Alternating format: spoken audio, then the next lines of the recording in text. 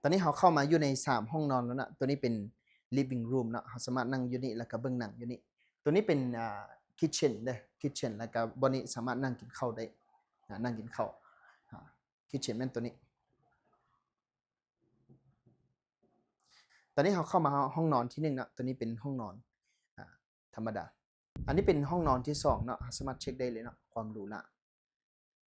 อันนี้เป็นห้องนอนที่3เป็น master bedroom ตัวที่ว่าหรูหราที่สุดเนาะเช็กเตียงแล้วก็ห้องน้ำในตัวอันนี้เป็นห้องน้ำรวมสามารถเช็กข้างในได้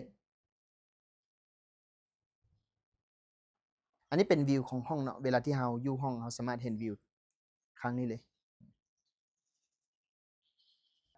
ถ้าเจ้าเองเป็นคนหนึ่งที่ว่ากำลังซอกซื้อคอนโดหรือว่าอพาร์ตเมนต์ให้แก่แฟมิลีหรือว่าครอบครัวใหญ่เนาะประมาณ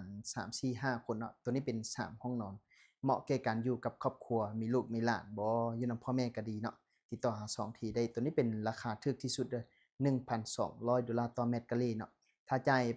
30% 50%หรือว่าจ่าย100%เราสามารถลดให้5หรือว่า6%เนาะเอาขอบใจหลายๆ